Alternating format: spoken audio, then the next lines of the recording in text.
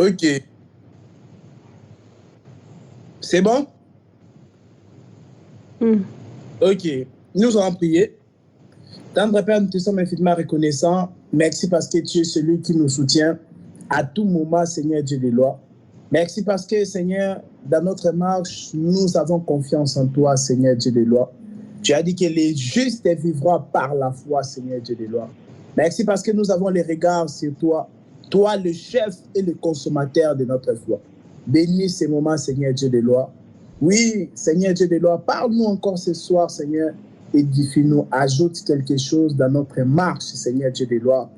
Oui, fortifie-nous davantage, Seigneur. Les problèmes auxquels, Seigneur, nous faisons face, les problèmes qui nous dérangent, toi, tu les connais. Merci parce que toi, seul, tu prends soin de nous, Seigneur. Prends soin de mon frère, prends soin de ma sœur, autant spirituellement que physiquement. Au nom puissant de Jésus-Christ. Amen. Voilà, bien-aimé. Le Seigneur soit loué. Bienvenue à notre 25e séance. Oui, c'est notre 25e séance. 25e séance où on est en train de conclure petit à petit sur le grand thème Jésus, fils de charpentier, accompagné de son sous-thème La tour de Siloé. Donc, vous avez vu comment on a marché aujourd'hui. C'est notre septième partie carrément. Dans l'enseignement Jésus, fils des charpentiers, ça nous a pris plusieurs séances. Donc, aujourd'hui, c'est la 7e partie. Et nous sommes en train d'atterrir déjà. Pourquoi? Parce que lors de la 2e partie de Jésus, fils des charpentiers, on avait vraiment exposé les problèmes de la repentance et le pardon du péché. Donc, le Seigneur nous a conduit à expliquer tout cela dans les moindres détails. Donc, c'était très important à comprendre l'enseignement là sur la repentance et le pardon du péché.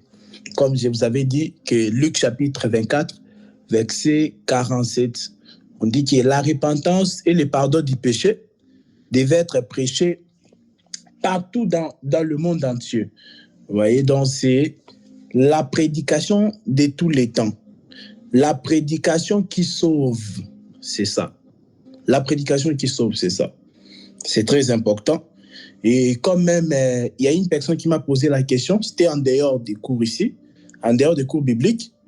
Il y a un prédicateur qui m'a posé la question. Il m'a dit, mais comment croire en Jésus?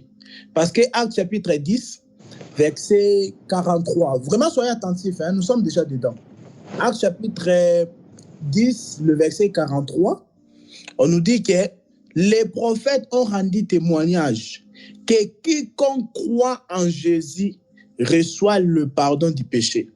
Il y a un prédicateur qui m'a posé la question, comment croire en Jésus? Comment croire en Jésus? Donc, c'est très important que nous soyons vraiment affermis. Parce que tout au long de votre marche, vous allez rencontrer les gens qui s'opposent à l'œuvre de la croix. Mais ils ne seront pas directement, ils vont dire, moi j'aime le Seigneur, mais tout ça. Mais tu vois qu'il est en train de s'opposer à l'œuvre de la croix. Donc quand il te parle, tu as l'impression qu'il est en train de te faire comprendre que l'œuvre de la croix ne suffit pas. Tu dois aussi rajouter tes sacrifices pour être pardonné de la part de Dieu. Ouais. Quand tu vas lui demander l'écriture, il n'y en a pas. Ouais, il n'y en a pas. C'est pourquoi Paul était prudent dans Colossiens chapitre 2, verset 8. Est-ce qu'on peut lire ça, s'il vous plaît? Colossiens chapitre 2, verset 8. Celui qui peut ou celle qui peut. Je ne sais pas si la sœur Laria peut nous aider. Colossiens chapitre 2, verset 8.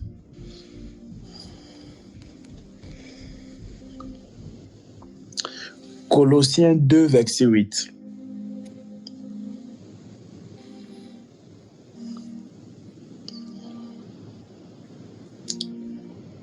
Sœur Francine ou la sœur Laria, je ne sais pas si vous êtes là. Si Colossiens 2, verset 8. Oui. Je lis au nom du Seigneur. Prenez garde que personne ne fasse de vous sa proie, pas la philosophie et pas une vaine tromperie, s'appuyant sur la tradition des hommes, sur des rudiments du monde et non sur Christ. Amen. Amen. Vraiment, allumez vos micros, s'il vous plaît, plutôt vos caméras, s'il vous plaît, ça nous aide beaucoup. Nous aide d'être en communication. Oui. Voilà. Pour ceux qui peuvent allumer vos caméras. Oui, Colossiens chapitre 2, verset 8, on nous dit, prenez garde que personne ne fasse de vous sa proie par des philosophies et des dogmes des hommes, s'appuyant sur les traditions des hommes et non sur Christ. Vous voyez, donc aujourd'hui, les gens, ils ne s'appuient pas sur la parole de Christ, mais s'appuient sur les réalités des hommes. Ils s'appuient sur les dogmes, sur les philosophies. Là, la Bible dit non. Vous voyez, il y a une différence entre la réalité et la vérité. La vérité, c'est ce que Dieu dit. Un enfant de Dieu peut lui arriver de vivre certaines choses. Ce sont les réalités, mais ce n'est pas la vérité. Un enfant de Dieu n'est pas attaché à la réalité. Un enfant de Dieu est attaché à la vérité. C'est la vérité qui doit confesser. La vérité, c'est ce que Dieu dit. La vérité, c'est quoi? C'est que je suis saint, je ne suis plus pécheur. La vérité est que Christ m'a franchi, donc je ne suis plus lié. Si le Fils vous a franchi, vous serez réellement libre. Doit proclamer, doit croire toujours à la vérité. Et c'est comme ça, ça va devenir aussi sa vie, sa réalité. C'est très important. Donc, vous voyez, aujourd'hui, vous allez rencontrer des gens qui s'opposent à l'œuvre de la croix de Jésus. Ils rajoutent leur raisonnement. Et les gens comme ça, il faut les résister. Et l'apôtre Paul le faisait. L'apôtre Paul, il a prêché aux Galates. Après, il est parti. Après, il entend que les Galates, donc les Galates, vraiment, Paul leur avait très bien prêché. Mais il y a eu des docteurs qui sont venus de Jérusalem, ils sont descendus là-bas, pour leur prêcher que la foi en Jésus ne suffit pas. Il faut aussi vous faire circoncire pour être réellement sauvé. Et Paul, il vient dans Galates chapitre 3, il dit, qui vous a ensorcelé? Ça dit dans d'autres versions, on dit, qui vous a enseigné? Donc, on vous a mal enseigné. Il dit, Galates, auprès de qui? Vous, auprès de qui Christ a été peint comme crucifié. Donc, les Galates, ils étaient bien enseignés par Paul, que le salut, c'est en Jésus-Christ. Le salut, tu n'as rien à donner parce que ce n'est pas ton œuvre. Le salut, ce n'est pas l'œuvre d'un homme. Le salut, c'est l'œuvre de Dieu. Et malheureusement, ils ont été séduits, les Galates. Ils ont été séduits par les docteurs qui étaient venus de Jérusalem. Ils sont venus leur prêcher que la foi en Jésus ne suffit pas. C'est la grâce ne suffit pas, mais il faut aussi vous faire circoncire. Et là, maintenant, Paul, il vient, il regrette. Il dit en Jésus, ce n'est ni la circoncision, ni l'incirconcision, mais la foi agissante par la charité. Vous voyez? Donc, il est possible de recevoir l'évangile et rencontrer des séducteurs. Donc, c'est ce qui était arrivé aux Galates. Ils ont été enseignés. Mais à un moment donné, il y a eu des docteurs qui sont venus les séduire. Et vraiment, lisez Galates chapitre 3. Et Paul est en train d'expliquer. Il dit, dites-moi, je vais savoir. Est-ce par les œuvres de la loi que vous avez reçu le Saint-Esprit? Ou c'est par la prédication de la foi? Vous voyez, la prédication de la foi, c'est-à-dire la prédication de la grâce. Parce que Galates chapitre 3, verset 23, on nous dit qu'avant que la foi vînt, nous étions enfermés sous la garde de la loi. Donc la loi, c'est une prison. Et maintenant, la foi est venue comme étant libérateur pour libérer ceux qui étaient sous la garde ou sous les prisons de la loi. Donc la foi, c'est tout un homme qu'on appelle Jésus. Et Paul dit dans Galates chapitre 3, verset 2, il dit, est-ce par les œuvres de la loi que vous avez reçu le Saint-Esprit ou c'est par la prédication de la foi? Donc c'est par la prédication de la foi, parce que la foi, c'est Jésus. Par rapport à Galates chapitre 3, verset 23, c'est lui le libérateur qui était libéré, ceux qui étaient emprisonnés, ceux qui étaient en captivité, ceux qui étaient sous la domination de la loi. Vous voyez, donc c'est la prédication de Jésus-Christ qui vient libérer les gens. Donc c'est très important de s'appuyer vraiment à la parole de Dieu, de garder ce qui est vrai, parce que aujourd'hui on est là, mais on ne sait pas un jour, voilà, Dieu peut t'envoyer, peut faire que tu voyages, que tu ne sois plus avec nous, je ne sais pas, et puis et voilà, donc seul Dieu sait, mais à chaque fois, il faut comprendre que chaque fois que tu as l'occasion d'écouter la parole, vraiment, c'est une occasion. C'est une occasion en or que le Seigneur te donne. Chaque fois que Dieu te donne l'occasion d'écouter la parole. Shalom, frère Emmanuel. Vraiment content de te voir encore parmi nous. Voilà. On a commencé en retard. Hein? On a commencé en retard, ça fait même pas 10 minutes. Donc, on est en train d'exhorter qu'il faut s'attacher à la vraie parole parce qu'on a vu les Galates. Ils ont été enseignés par Paul que le salut, ce n'est pas la grâce de Dieu au moyen de la foi. Mais plus tard, les docteurs sont venus de Jérusalem pour les séduire. Mais les séducteurs, ils n'annulent pas carrément l'évangile. Le séducteur, il rajoute des choses. Parce que les séducteurs, là, qui sont venus prêcher aux Galates, ils n'ont pas dit non, ce n'est pas Jésus qui sauve. Non, mais ils ont dit quoi? Oui, Jésus, mais il faut aussi la circoncision. Vous voyez? Donc, ils rajoutent. C'est ça la falsification. La falsification, c'est enlever ou ajouter quelque chose à la parole de Dieu. Et Paul, il dit dans Corinthiens, il dit, nous ne falsifions pas la parole de Dieu comme font plusieurs. Donc, c'est très important. La falsification, c'est ajouter quelque chose à la parole de Dieu ou retrancher. La Bible est claire au sujet du pardon du péché. La Bible est vraiment claire. Et le message de tous les temps, c'est la repentance et le pardon du péché. Luc chapitre 24, le verset 47.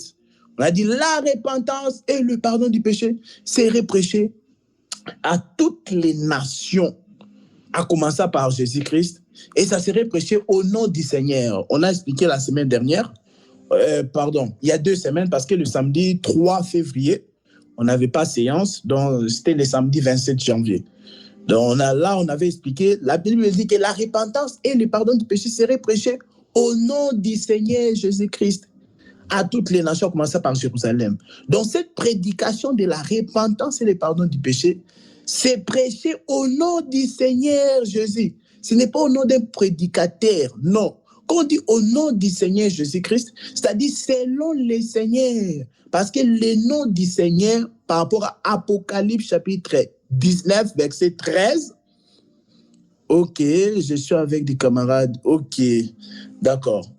Donc, parce que le nom du Seigneur, d'après Apocalypse chapitre 19, le verset 13, c'est la parole de Dieu. Le nom de Jésus, c'est la parole de Dieu. Maintenant, lorsque Luc chapitre 24, verset 47, on dit que la repentance et le pardon du péché seraient prêchés au nom du Seigneur, c'est-à-dire selon la parole de Dieu, pas selon la philosophie d'un grand prédicateur. Non.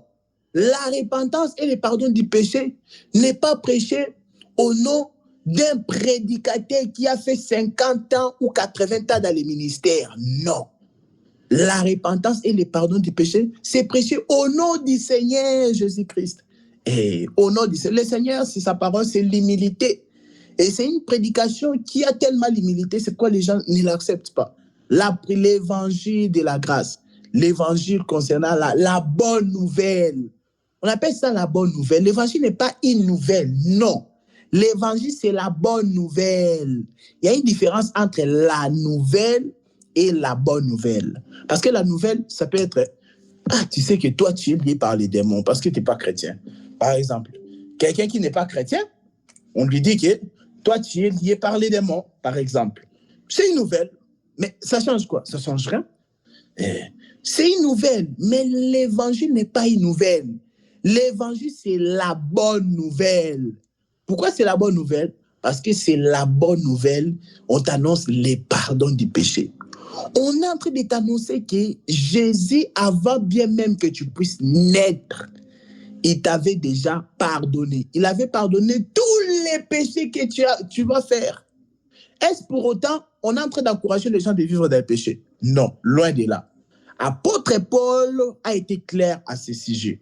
Dans Romains chapitre 6, verset 2, il a dit, demeurerions-nous dans le péché pour que la grâce abonde?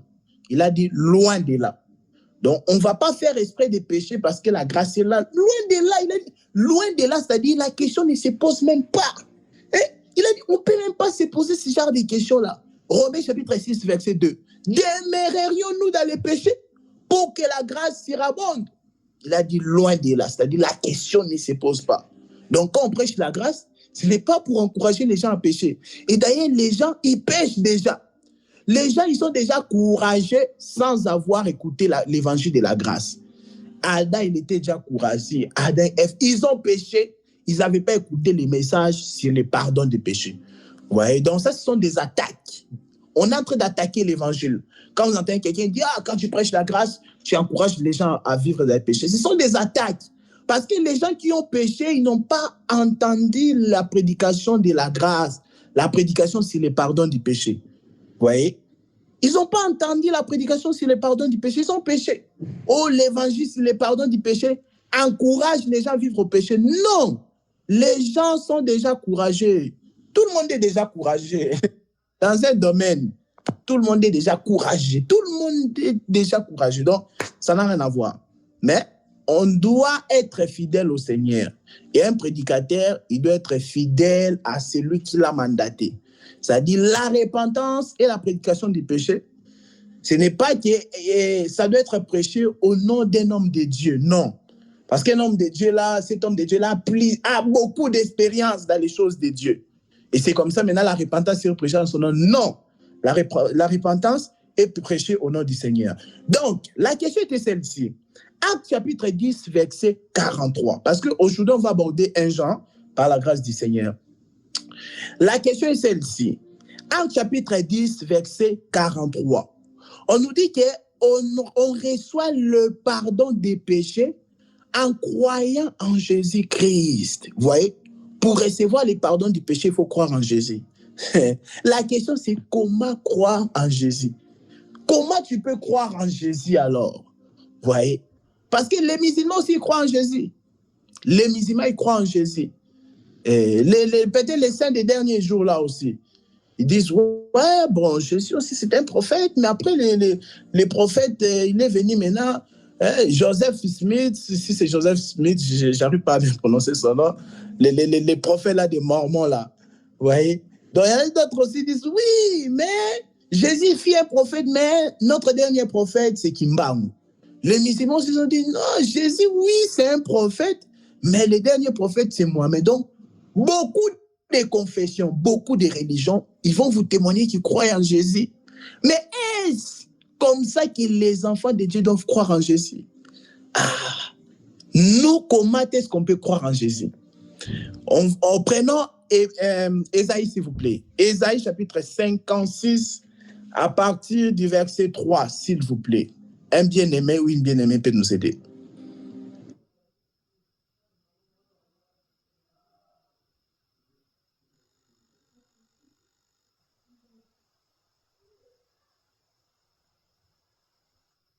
Quel verset?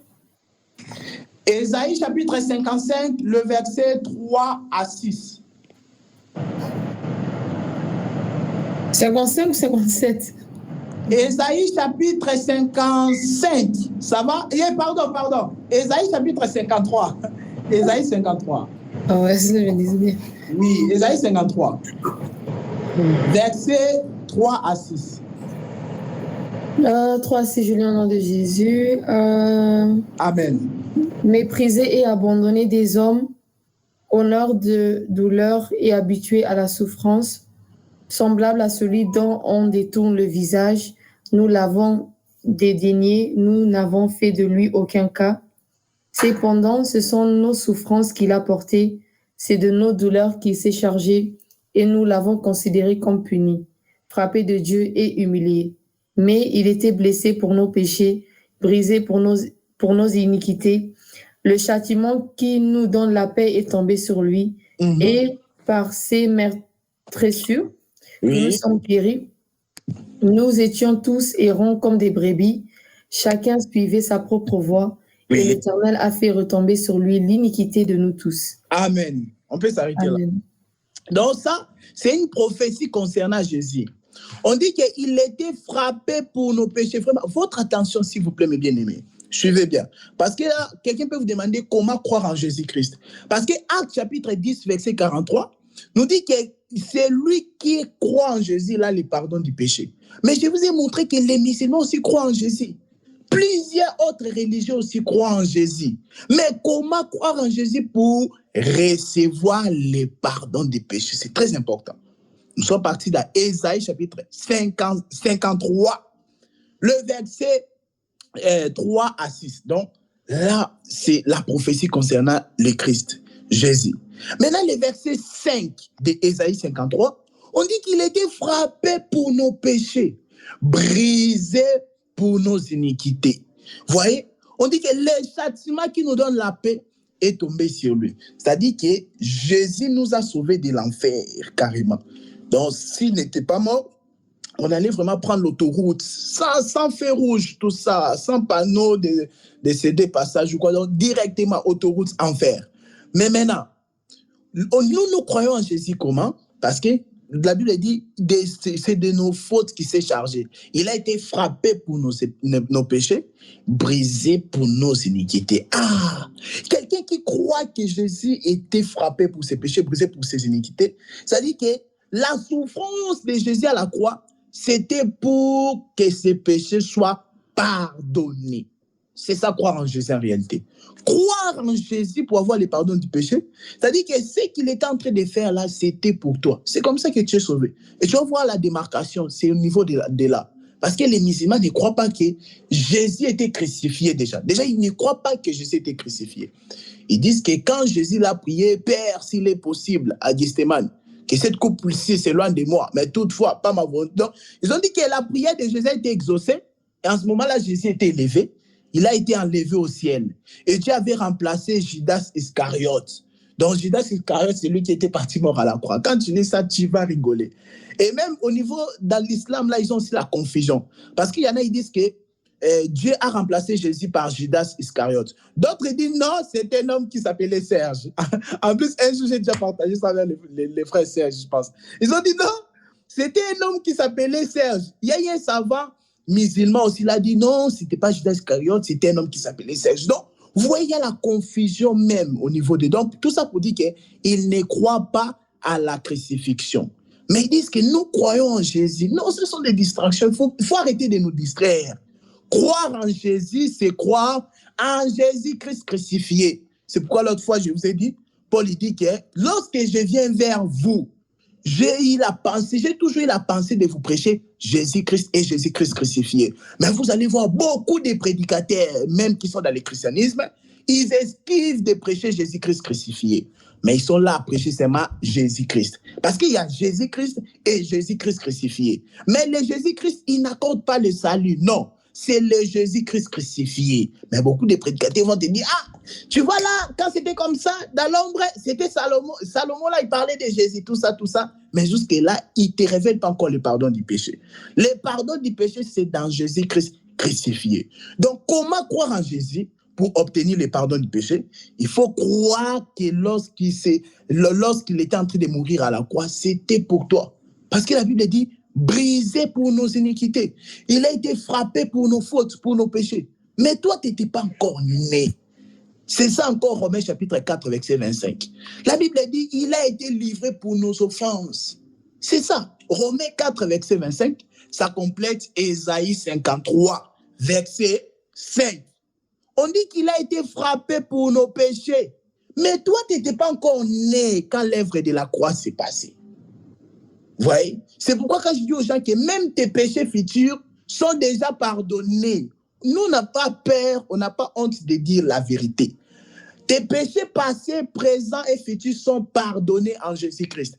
Et quand on est en train de dire ça, on n'est pas en train d'encourager les gens à vivre dans les péchés.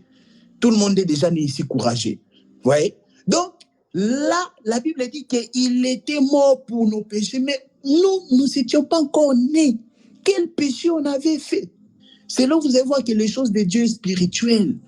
Les choses de Dieu, c'est pas seulement la lettre comme ça. Vous allez voir que la lèvre de la croix, c'est là où Dieu a compté tous nos péchés. C'est pourquoi les versets 6 d'Ésaïe 53, on dit on était errants tous, mais l'Éternel a fait retomber sur Jésus l'iniquité de nous tous. Mais on n'était pas encore nés. Quelle iniquité toi t'avais commis? Quel péché que tu avais commis? La Bible dit à la croix, l'Éternel a fait retomber sur lui l'iniquité de nous tous. Donc c'est là que tu vas comprendre que l'œuvre de la croix, c'était pour tous ces mondes ici en fait. C'est-à-dire pour tous les habitants de ce monde ici qui vont recevoir la bonne nouvelle du pardon du péché, c'est comme ça maintenant, ils sont déclarés justes. Donc parce qu'en dehors de Jésus, on ne sera pas sauvé. Même nos péchés futurs sont pardonnés en Jésus parce que l'œuvre de la croix, par rapport à nous, c'était futur. Donc nous, déjà, on allait vivre au futur par rapport à l'œuvre de la croix. Mais l'Éternel a fait retomber tous nos péchés sur Jésus. Bon, je crois que c'est déjà clair. Donc c'est comme ça. La Bible maintenant dit dans Actes 10, 43, les prophètes ont rendu témoignage que quiconque croit en lui reçoit le pardon des péchés. Très important. On va lire encore Actes 13, après on va passer dans 1 Jean. Actes 13, verset 38. Aujourd'hui, on va expliquer 1 Jean. Aujourd'hui, on va expliquer 1 Jean par la grâce du Seigneur. Parce qu'un Jean là, ça fait couler beaucoup d'encre. Voilà. Actes des apôtres, chapitre 13, verset 38 à 39. Une bien-aimée ou un bien-aimé peut nous lire. Je salue aussi le frère Naom. Je salue le frère Norris, tous les bien-aimés qui sont entrés là après. Je vous salue au nom du Seigneur Jésus-Christ. Voilà, Actes chapitre 13, le verset 38 à 39.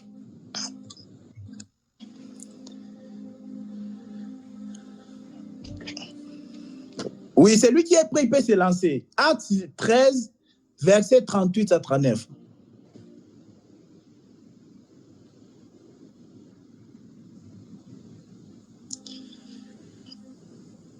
Ok, je lis au nom de Jésus. Acte 13, Amen. 28. 38. Oui, à 39. Okay, 38. Ok, sachez donc, homme frère, que c'est par lui que le pardon des péchés vous est annoncé. Oui. Et que quiconque croit est justifié par lui de toutes les choses dont vous ne pouviez être justifié par la foi de Moïse. Amen. Donc voilà, là on nous explique la justification parce que beaucoup de gens ils passent leur temps à parler sur la justification. Quand je pose la question, il dit je suis justifié. Mais tu vérifies, tu vois que la personne n'a jamais crié au message du pardon du péché. Pour être justifié, Actes des apôtres chapitre 13, verset 38 à 39. On a dit qu'après avoir entendu, on a dit c'est en son nom que voilà le pardon du péché vous a été annoncé, afin qu'après avoir annoncé c'est lui qui croit soit justifié. Voilà, on explique que la justification, c'est de croire en Jésus-Christ. Donc comme de même qu'Abraham avait cru en Dieu, et aujourd'hui maintenant croire en Dieu c'est quoi? C'est croire au message du pardon. C'est ça, Actes 13, 38 à 39. Et c'est comme ça Dieu te déclare juste. Donc il y a beaucoup de gens, ils ne sont pas des justes. Je m'aimerais vous dire la vérité, peut-être ça va vous choquer. Il y a beaucoup qui vont dans des églises, mais ils ne sont pas des justes. Ils ne sont pas des justes. Ils ne sont pas encore des justes. Parce qu'ils n'ont jamais cru au message du pardon des péchés. C'est pas moi, c'est Actes 13, verset 38 à 39. Celui qui ne croit pas au message du pardon du péché, il est encore pécheur. Même s'il gêne beaucoup, il vit loin du mal. Le problème, c'est ça. Quelqu'un pense que s'il vit loin du mal, c'est comme ça, il est juste, il est saint. Non, tu es un grand pécheur. Même si tu vis loin du mal. Mais tu penses que tu peux te justifier par toi-même, tu négliges la prédication sur le pardon du péché. Dieu te voit sale. Parce que Ésaïe nous avait prévenu. Ésaïe 64, verset 5 à 6. On a dit que la justice de l'homme est un habit souillé devant Dieu. Même celui qui vit loin du mal. Mais s'il rejette l'œuvre de la croix, sa justice est un habit souillé devant Dieu. Ésaïe 64, verset 5 à 6. Quand Dieu lui regarde comme ça, il voit, il dit, quel pécheur, tu es très sale. Mais la personne ne sort pas avec les femmes. La personne ne s'enivre pas. Il ne va pas dans les boîtes de nuit. La personne fait beaucoup de jeûnes. Mais la personne, c'est vrai, il pense qu'il sera sauvé par ses œuvres. La personne rejette l'œuvre de la croix. Quand Dieu regarde comme ça, Dieu dit, ta justice là, c'est un habit souillé. Un habit souillé, c'est un habit sale. Vous voyez, un habit sale. Un vêtement qui est devenu sale. Ça ne donne pas envie de les porter. Un vêtement sale. C'est ça, quelqu'un qui rejette l'œuvre de la croix. Quelle que soit sa justice, quelles que soient ses bonnes œuvres, quand Dieu lui regarde comme ça, Dieu dit, tu es très sale. Donc, on est saint.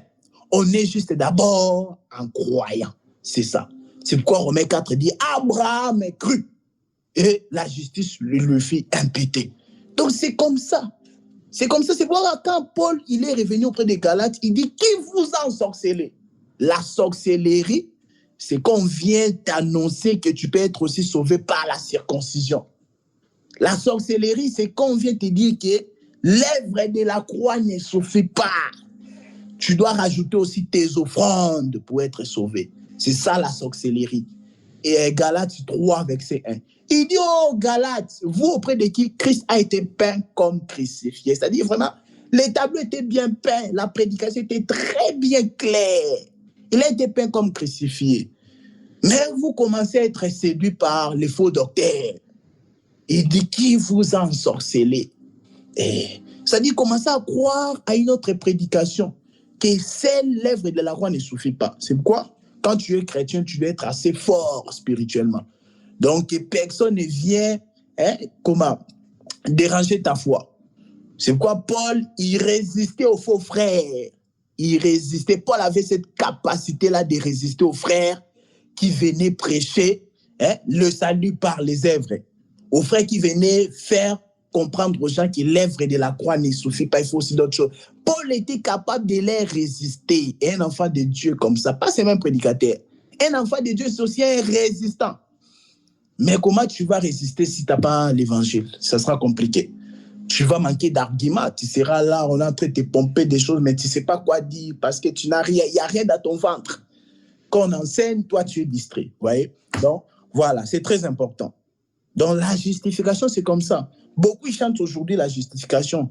Ils chantent en Jésus, je suis sauvé. En Jésus, je suis justifié. Oh, j'ai accepté Jésus comme mon Seigneur et mon Sauveur. Jésus, il est ton Seigneur, oh oui, ok, il est ton Dieu. Il est ton Sauveur, oh oui, comment? Oh, il m'a sauvé du péché. Mais la personne, le soir, il va encore demander le pardon de ses péchés. Mais il dit que Jésus est son Sauveur. Jésus l'a sauvé du péché, mais lui, le soir, il va encore demander le pardon du péché. Donc, il y a un problème. Voyez? Voilà. Bon, sans plus tarder, on va entrer dans 1 Jean. Est-ce que vous avez compris le juste? Le juste, c'est quelqu'un qui a reçu, qui a cru à l'enseignement du pardon du péché. C'est comme ça que Dieu les justifie. Il n'y a pas 36 solutions. Acte 13, verset 38 à 39. Voilà, on va passer à 1 Jean. On va passer à 1 Jean par la grâce du Seigneur. 1 Jean chapitre 1. Alors, avant de faire, on va faire une étude vraiment profonde, mais avant cela, quand même, j'aimerais vous expliquer quand même les contextes. C'est très important, parce que les gens qui nous disent qu'il faut demander pardon, ils s'appuient sur 1 Jean chapitre 1, verset 7 à 9. Est-ce qu'on peut les lire quand même? 1 Jean chapitre 1, verset 7 à 9. Bien-aimé, tu peux répéter 1 Jean 1? 1 Jean chapitre 1, verset 7 à 9. Ok, je lis au nom de Jésus. Il vint pour servir de témoin, pour prendre témoignage à la lumière, afin que tout crusse par lui. Il n'était pas la lumière, mais il parut pour rendre témoignage à la lumière. Cette lumière était la véritable lumière qui, en venant dans le monde, éclaire tout homme. Amen. Oui, tu as lu jusqu'au verset combien? 9. 1 Jean chapitre 1. Oui. Oui. Verset 7 à 9, c'est pas ça? Ah bon? Répète si t'es. Non, c'est pas ça. Bah ouais. Mais si nous marchons dans la lumière. Jean 1. Oui, tu as lu Jean 1. Ah. Elle a lu Jean 1. Elle n'a pas lu 1 Jean. 1 Jean, j'ai dit 1 Jean, non? Je lis au nom de Jésus. Amen. Mais si nous marchons dans la lumière, oui, comme il est lui-même dans la lumière, oui, nous sommes mutuellement en communion. Oui. Et le sang de Jésus, son Fils, nous purifie de tout péché. Oui, amen. Si nous disons que nous n'avons pas de péché, nous nous séduisons nous-mêmes et la vérité n'est point en nous. Si nous confessons nos péchés, il est fidèle et juste pour nous les pardonner et pour nous purifier de toute iniquité. Ah, merci beaucoup mon frère. Vous voyez cette écriture-là, c'est là où beaucoup de gens maintenant, ils ont dit, il faut demander pardon du péché. L'œuvre de la croix ne suffit pas. Déjà, je m'aimerais attirer votre attention ici. Ici, on dit confesser nos péchés et non demander pardon. Vraiment, on va expliquer, vraiment, vous soyez seulement attentifs. Mais déjà, comprenez que confesser et demander pardon n'a rien à voir. Confesser, ça veut dire avouer. Confesser, ça veut dire reconnaître. D'accord? On va arriver. On n'a pas dit demander pardon, on a dit confesser. Confesser, ça veut dire avouer, reconnaître, s'il vous plaît. D'accord.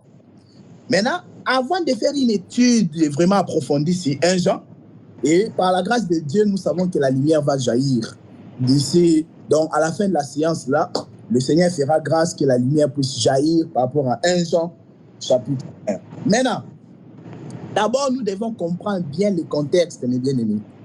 Parce que là, 1 Jean, chapitre 1, verset 9, on dit que si nous confessons nos péchés, il est fidèle, il a ses dieux.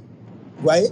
Il est fidèle et juste pour nous pardonner et pour nous purifier de toute iniquité. 1 Jean chapitre 1. Est-ce que vous m'entendez? Il y a des bien-aimés qui doivent fermer leur micro ou pas? Ok, voilà. On dit que si nous confessons nos péchés, il est fidèle et juste pour nous pardonner et nous purifier de toute iniquité. Ah, 1 Jean, c'était les soucis du frère Emmanuel. Je vois, il allume la caméra. Que le Seigneur soit loué. Donc, 1 Jean chapitre 1, verset 9, il est dit que si nous confessons nos péchés, il est fidèle et juste pour nous pardonner et pour nous purifier de toute iniquité. Donc, c'est par ici que les gens disent qu'il faut demander pardon. Déjà, je vous ai flashé seulement. Confesser, ça ne veut pas dire demander pardon. Confesser, c'est-à-dire avouer. Confesser, ça veut dire reconnaître. On va y arriver. D'abord, on va expliquer le contexte calmement.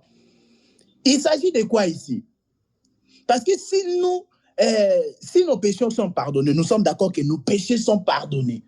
Mais devons-nous encore confesser nos péchés?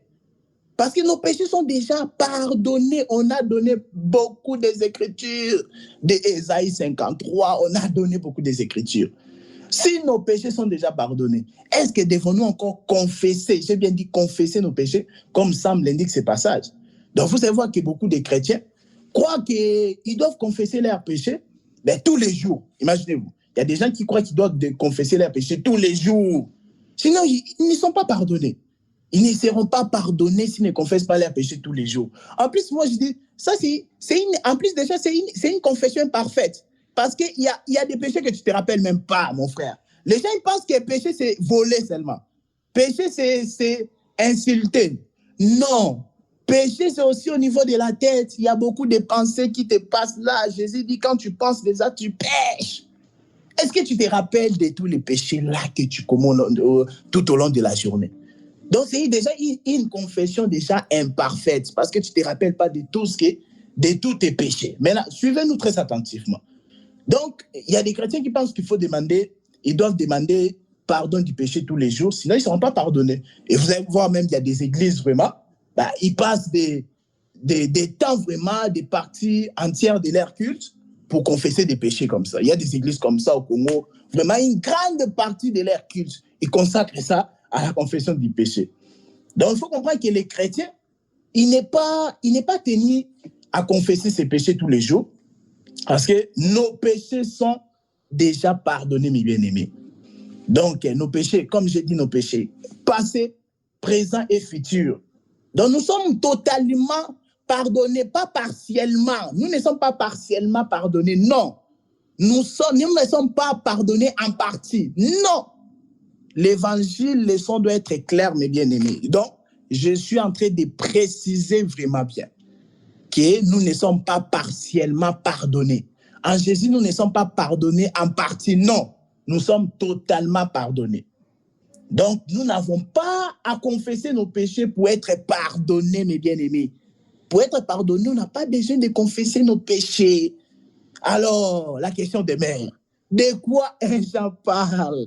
Un Jean parle de quoi? Vraiment, suivez-nous très attentivement. Donc, je vous ai dit, je vais d'abord vous parler du contexte avant d'entrer dans l'étude profonde de 1 Jean. Il faut comprendre que, d'abord, il est très important, mes bien-aimés, de comprendre que Jean était en train de répondre à un courant de pensée appelé le gnosticisme. Donc, quand vous lisez, mes bien-aimés, l'histoire, vous allez comprendre, il y avait un courant de pensée qu'on appelait le gnosticisme. Ben, c'était quoi? Ben, c'était un courant de pensée qui avait aussi qui avait infiltré aussi l'Église du Seigneur. Et du coup, ces courants de pensée-là, tellement, ce n'était pas biblique, ça devait être balayé. Donc, Jean était le ministre, parce qu'un Jean là, c'est l'apôtre Jean. Hein? C'est l'apôtre Jean, c'est lui qui a écrit les livres des Jean. D'accord? Donc, c'est l'apôtre Jean. Donc, il y avait les pensées il y avait le courant du pensée des gnosticismes là. Vous allez comprendre ça. En fait, ça a infiltré l'Église et ils étaient obligés de réfuter. Parce que le ministre, Dieu, quand il établit un ministre, ce n'est pas seulement pour nourrir le peuple, mais c'est aussi pour réfuter le faux enseignement. Il y a une différence entre réfuter et refuser un enseignement, s'il vous plaît. Il y a une différence entre réfuter et refuser un enseignement. Refuser un enseignement, c'est que, vas-y, les pardons du péché, je refuse ça comme ça, je n'ai pas envie de croire à cet enseignement-là. La personne refuse. Mais réfuter, c'est que tu donnes des arguments bibliques. Et un ministre, ce n'est pas seulement quelqu'un qui refuse un enseignement. Je refuse l'enseignement. Non, il faut réfuter un enseignement que tu n'es pas d'accord avec ça. Réfuter, c'est-à-dire tu donnes des arguments solides, des arguments bibliques. Donc, la pensée là, le courant de pensée du gnosticisme là, ça devait être du coup réfuté par l'apôtre Jean. Et donc, vous comprenez que les gnostiques là, c'était les gens qui étaient dans le gnosticisme. C'est-à-dire quoi? Ils ne croyaient pas que Jésus était venu dans la chair. On va lire aujourd'hui, par la grâce du Seigneur, on va lire 1 Jean à partir du 1er verset. Et les gnostiques, ce sont des gens qui ne croyaient pas que Jésus était venu selon la chair. Nous allons le voir quand on va lire. Donc, c'est quoi? C'est qu'ils ne croyaient pas à la partie visible de l'homme. D'ailleurs, vous allez comprendre, quand on va prendre 1 Jean chapitre 1, vous avez remarqué que Jean, pour une fois, il n'ouvre pas sa lettre d'une manière habituelle. Vous voyez? Donc, il ne commence même pas par des salutations, parce que souvent, il salue le peuple du Seigneur, tout ça, tout ça. Mais là, vous allez voir, dans 1 Jean, quand on va lire là, directement, il attaque. Vous voyez? Directement, quand on ouvre, il commence, Jean, il ouvre et puis il commence directement à s'adresser à cette doctrine d'erreur. Il commence à s'attaquer à cette hérésie des gnostiques. Parce que les gnostiques, ça dépend des prononciations. D'autres vont prononcer les gnostiques ou gnostis. Vous voyez? Voilà. Les gnosticismes. Donc, les gens qui pratiquent le gnosticisme, on l'appelle les gnostiques. Et ils ne croyaient pas que Jésus était venu dans la chair. Vous imaginez bien, mais déjà à l'époque, il y a déjà même, ils ne croyaient pas que Jésus était venu selon la chair. Voilà pourquoi même Paul aussi il va dire dans 2 Corinthiens, chapitre 5, verset 16. Il dit, si autrefois nous avons connu Christ selon la chair, aujourd'hui, il n'en est plus question. 2 Corinthiens, chapitre 5, verset 16. Voilà. Donc, il rappelait qu'il y a eu des gens qui ont connu Jésus selon la chair. Mais là, ces gens-là, les gnostiques, ils ont créé un mouvement où ils ne croyaient pas que Jésus était venu selon la chair. Donc, voilà. 1 Jean, chapitre 1, verset 1, on dit quoi? Ce qui était dès le commencement. Vraiment, je vous demande, mes bien-aimés, ouvrez votre Bible à la page de 1 Jean, parce que là, on va faire une étude approfondie, et puis on va s'arrêter là. 1 Jean, chapitre 1, ouvrez vraiment vos Bibles. Donc, parce qu'au premier verset, il dit quoi? Ce qui était dès le commencement, ce que nous avons entendu, ce que nous avons vu, et nos mains, ce que nous avons vu de nos yeux, ce que nous avons contemplé, et nos mains ont touché. Voilà. Donc, il commence d'abord là. Quand il ouvre directement, il ne salue même pas les gens. Il ouvre la lettre d'une manière habituelle parce qu'il était en colère. Il devait vraiment réfuter l'hérésie. Une hérésie, c'est une doctrine d'erreur. Il devait s'opposer à cela, réfuter cette hérésie-là auquel les gnostiques, ils ne croient pas que Jésus était venu selon la chair. Il ne commence pas par les salutations. 1 Jean. Vous voyez? Directement, il attaque. Il dit ce qui était dès le commencement. Mais soyez attentifs, hein? Parce que Jean chapitre 1, il dit quoi? Au commencement était la parole. Vous vous rappelez, non? Au commencement était la parole était avec Dieu, et la parole était Dieu. Vous voyez? Bon, je ne vais pas répéter Jean chapitre 1. Mais là, dans 1 Jean, c'est toujours le même apôtre. Il dit ce qui était dès le commencement, ce que nous avons entendu, ce que nous avons vu de nos yeux et que nos mains ont contemplé, et que nous avons contemplé et que nos mains ont touché. OK. Donc, Jésus disait que, Jean est en train de leur dire que Jésus était effectivement venu selon la chair. Vous voyez? Jésus était vraiment venu dans la chair et que lui et ses compagnons, c'est-à-dire ses disciples, ils avaient entendu. Donc, nous sommes dans 1 Jean chapitre 1, verset 1. Nous sommes là au premier verset déjà. On a déjà commencé l'étude, mes bien-aimés. Vraiment, soyez concentrés, soyez vraiment attentifs. Ouvrez vos Bibles à la page de 1 Jean. Donc, Jean était en train de leur dire quoi? Parce qu'ici, il faut comprendre que Jean, l'apôtre Jean, ne s'adressait pas aux enfants de Dieu. C'est ça. Là, il n'était pas en train de s'adresser aux enfants de Dieu. On va comprendre cela. On va comprendre cela calmement. Donc, s'il y a des questions, notez cela. Jean n'était pas en train de s'adresser aux enfants de Dieu directement. Il s'adresse à l'Église, mais dans l'Église, là, il y a le courant des pensées qui avait infiltré. C'est-à-dire, dans l'Église, il y a eu la pensée là du gnosticisme qui a infiltré l'Église. Et maintenant, quand il s'adresse là, il ne s'adresse pas directement à ceux qui sont déjà sauvés. On va voir ça calmement. Donc, là, dans le verset 1 de 1 Jean chapitre 1, l'apôtre Jean est en train de leur dire que Jésus était vraiment venu dans la chair et que lui et ses compagnons, c'est-à-dire les autres apôtres, ils ont vraiment vu Jésus. Ils ont touché Jésus. On a dit, la Bible dit quoi? Que Jean dormait sur la poitrine de Jésus quand même. Maintenant, toi, tu vas venir dire que Jésus n'était pas venu dans la chair. OK, on continue. Donc, vous allez voir qu'au chapitre maintenant 2, donc, de la première épître de Jean, c'est-à-dire 1 Jean chapitre 2, que vous voyez pour la première fois l'expression « mes petits enfants ». On est en train de faire une étude approfondie, mes bien-aimés. Soyez attentifs. Donc, pour la première fois, vous allez voir l'expression « mes petits enfants », toujours dans 1 Jean maintenant, le chapitre 2. Il dit « mes petits enfants ». Donc, c'est là, c'était pour nous faire comprendre que maintenant, là, il s'adresse aux croyants. Mes petits enfants, je vous écris ces choses. Là, il s'adresse aux croyants. Mais la lettre, là, c'est pour l'Église. Mais dans l'Église, il y a des gens qui ont adopté, en tout cas, la doctrine des gnostiques.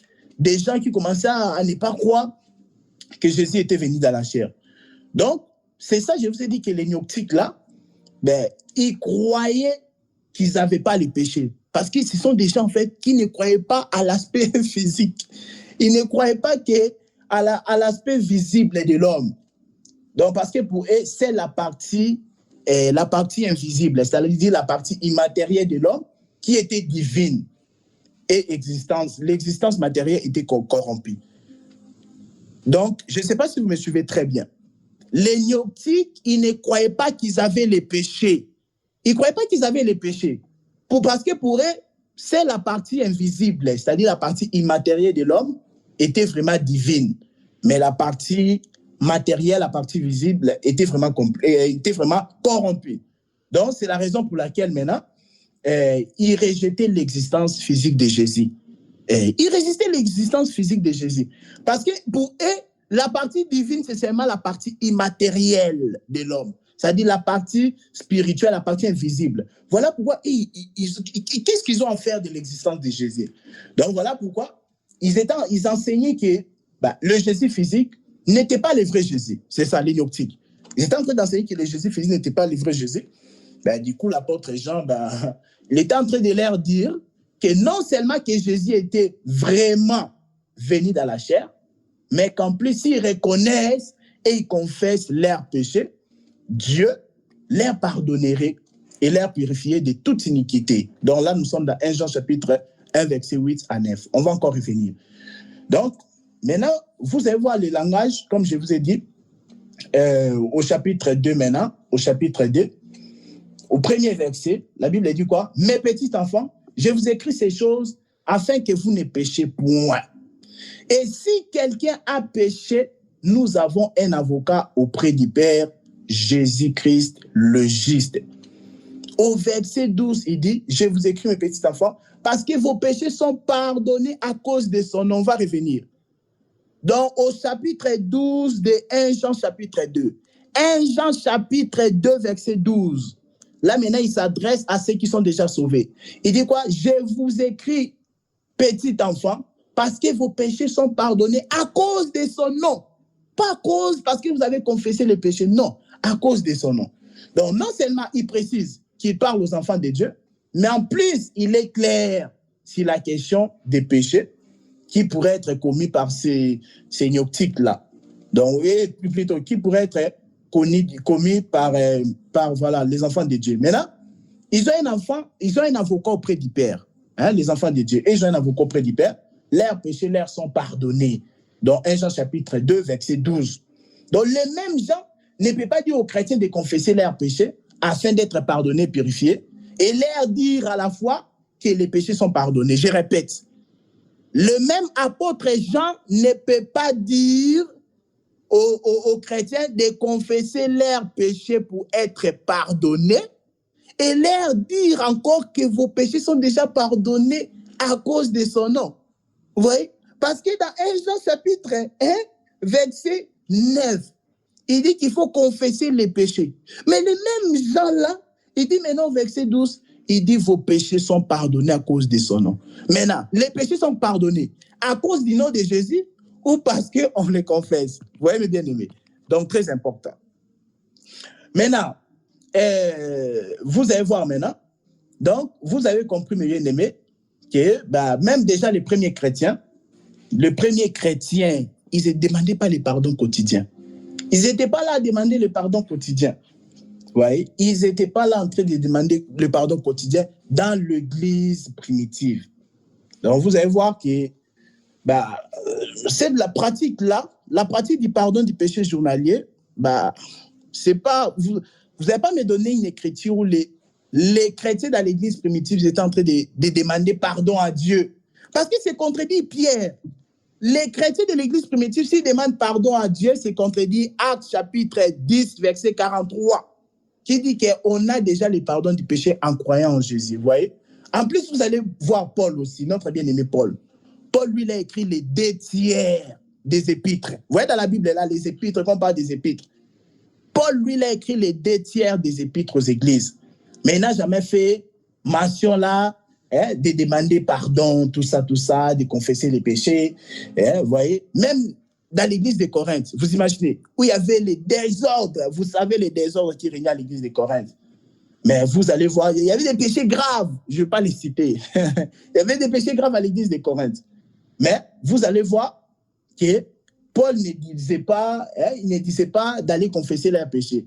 Mais vous allez voir plutôt, il rappelait leur identité. Il rappelait que vous êtes en Christ. 1 Corinthiens chapitre 3, verset 16.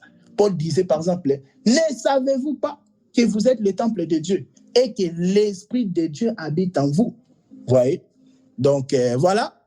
J'ai fini un peu les contextes là. Maintenant, on va faire la petite étude. Après, on va s'arrêter là, mes bien-aimés. Le temps est passé tellement vite. Hein. On va essayer d'aller vraiment très rapidement parce que vraiment, on a commencé en retard. Donc, il faut comprendre que notre position devant Dieu n'est pas basée sur une confession imparfaite des péchés par des hommes imparfaits. Vous voyez? Donc, notre position devant Dieu n'est pas basée sur la confession imparfaite. Pourquoi j'ai dit c'est une confession imparfaite?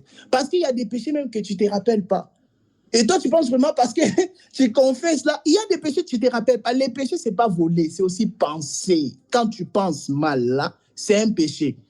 Mais maintenant, toi, tu vas confesser avant de dormir. C'est une confession imparfaite.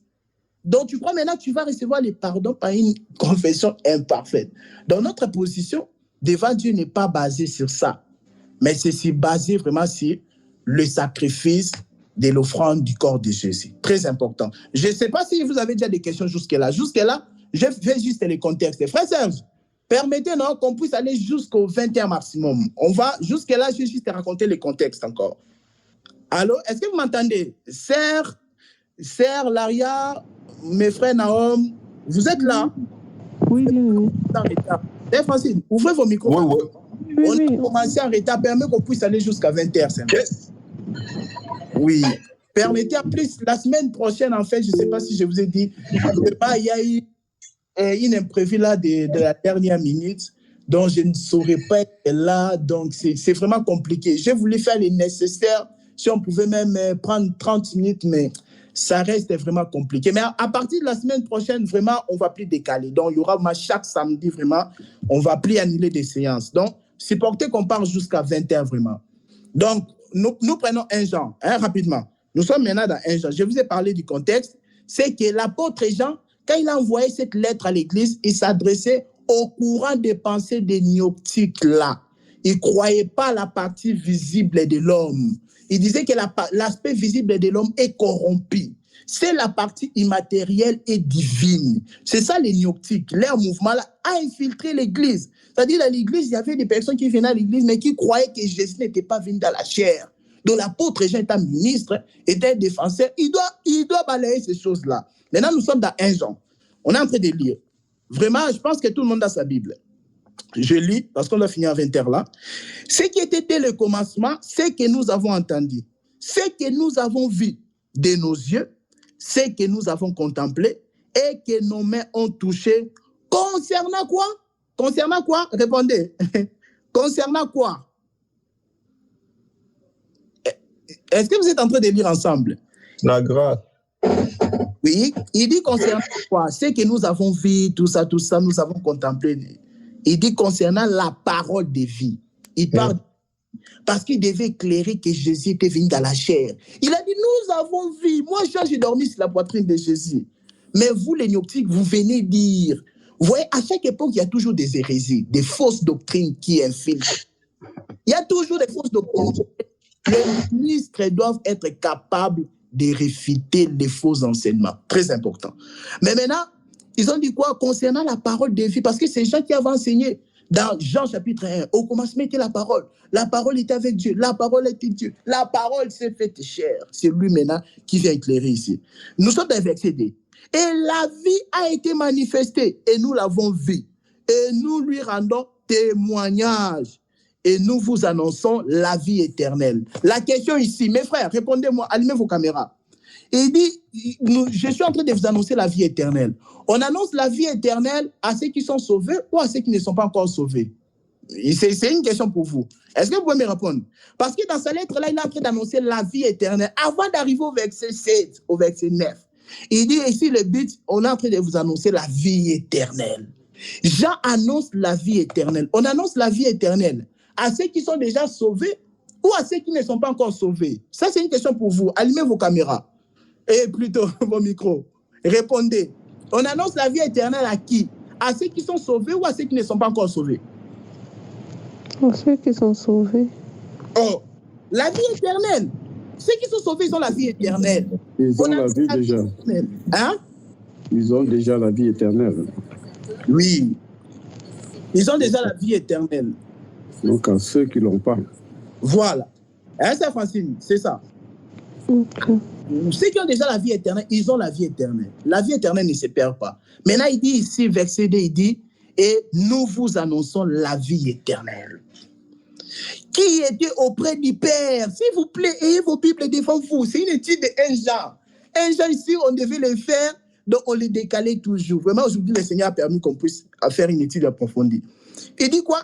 La vie éternelle à qui était auprès du Père et qui nous a été manifestée. Et il doit balayer la pensée selon que Jésus n'était pas venu dans la chair.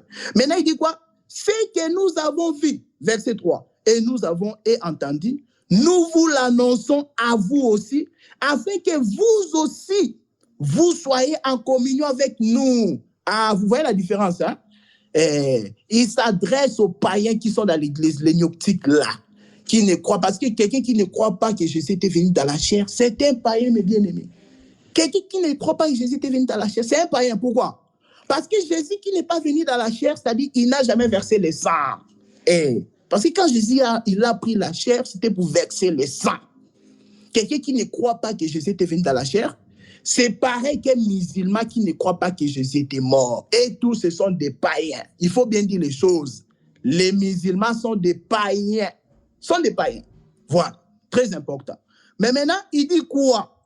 Il dit au verset 3 il dit que ce que nous avons vu, entendu, nous vous annonçons afin que vous soyez en communion avec nous. l'apôtre Jean est en train de dire que les gens auxquels il est en train d'annoncer la vie éternelle ne sont pas encore en communion avec nous. Pour être en communion avec nous, il faut croire que Jésus était venu dans la chair. Et il faut croire à la prédication du pardon du péché. Sinon, vous n'êtes pas en communion avec nous. Il dit ça. Il dit, or, cette communion est avec le Père et avec son Fils Jésus-Christ. Donc, la véritable communion, c'est dans le Seigneur. Et nous vous écrivons ces choses afin que votre joie soit parfaite. Le verset 5, la nouvelle que nous avons apprise de lui, c'est-à-dire auprès des pères. Il dit, et que nous vous annonçons, c'est que Dieu est lumière. Soyez attentifs. On est en train de finir là, parce que les soucis, c'est de montrer quand la Bible dit confessez vos péchés. Si vous confessez vos péchés, il est fidèle et juste de vous pardonner. Il s'agit de quoi? Les gens, ils prennent les ciseaux, ils coupent les versets. Ils ignorent d'abord ce qui a été dit avant. L'apôtre Jean, il dit que vous, auprès de qui chantez d'annoncer la vie éternelle, si vous croyez en cela, nous serons en communion avec vous. Vous deviendrez donc nos frères. C'est ça. Maintenant, il dit quoi? Le verset 5 de 1 Jean chapitre 1. Il dit quoi? Il dit la nouvelle que nous avons apprise de lui, c'est-à-dire du Père, et que nous vous annonçons, c'est que Dieu est lumière. Dieu est lumière. Soulignez ça. Dieu est lumière et qu'il n'y a point en lui les ténèbres. Il n'y a point de lui des ténèbres. Dieu est lumière. Oh, la lumière, c'est quoi? Un bien-aimé peut nous aider. Actes des Apôtres, chapitre 13, versets 46 à 47. Donc, Actes des Apôtres, chapitre 13, versets 46 à 47.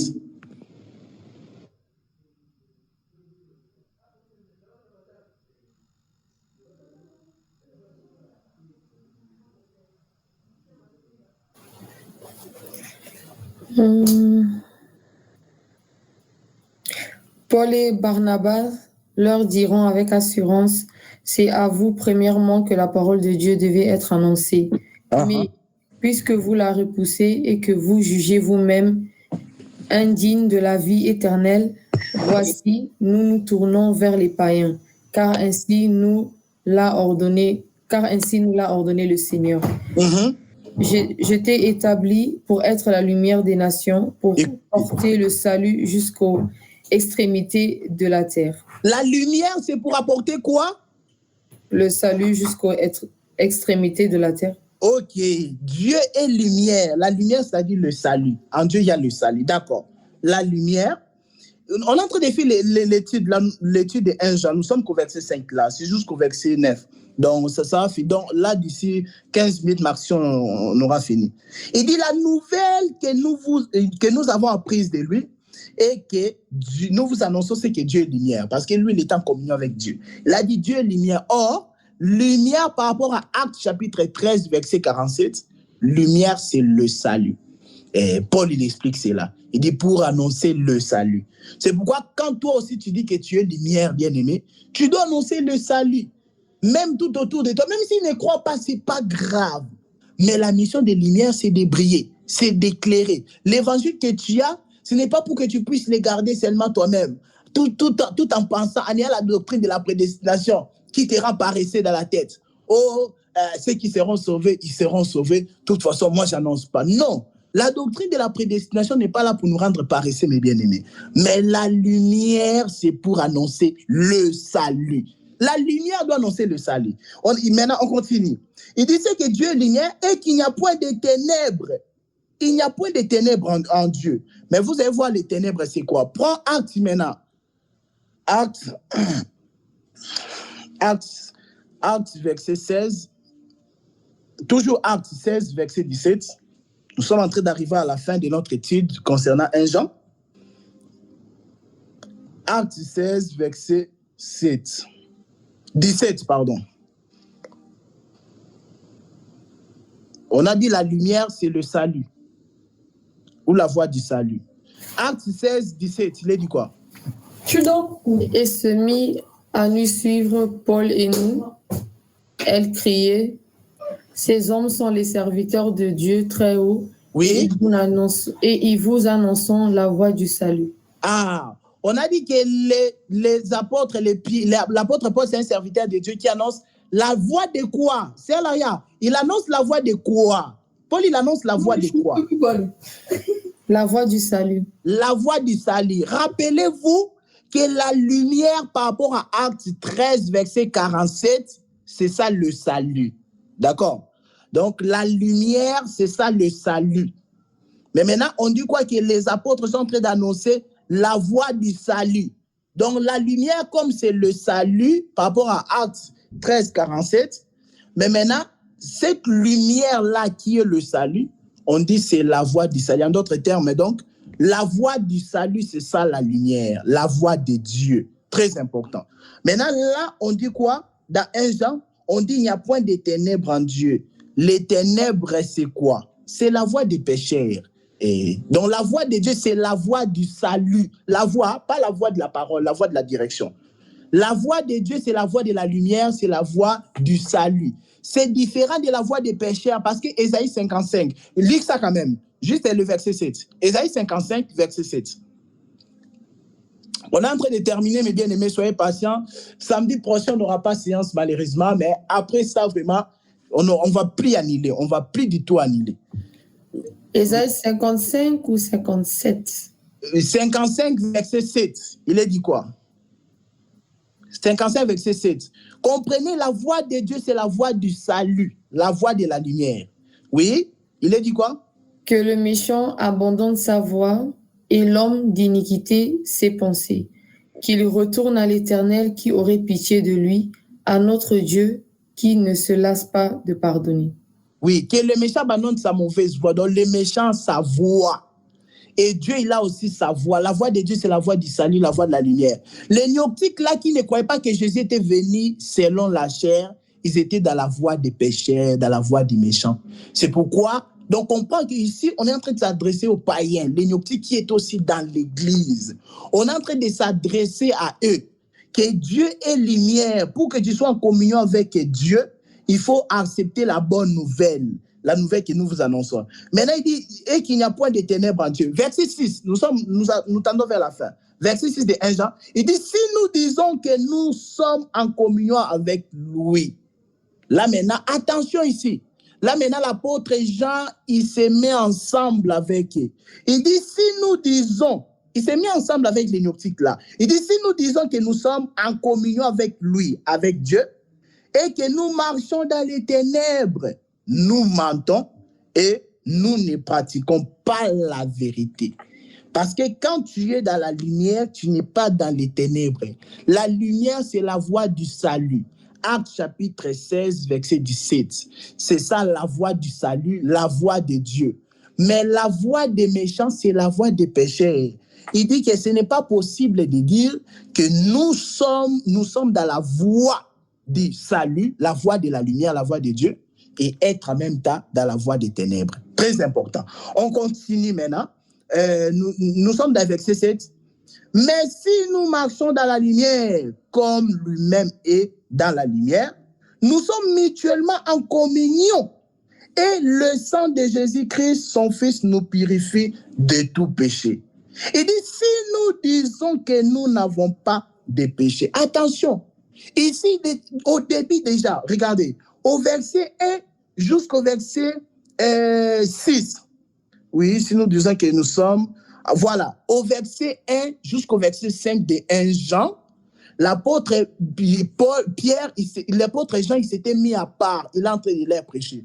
Tu vois, il y a un moment donné, tu prêches aux gens et tu te mets ensemble avec eux pour leur faire vraiment, pour leur faire découvrir quelque chose en fait. Et là maintenant, il s'est mis ensemble avec eux. Parce qu'il disait qu'au début, il dit qu'on n'est pas en communion. Il dit quand vous croyez, c'est comme ça, nous sommes en communion. Maintenant là, il s'est mis ensemble pour leur faire comprendre en fait. Il dit quoi? Si nous disons que nous n'avons pas de péché, nous nous séduisons nous-mêmes et la vérité n'est point à nous. Vous voyez?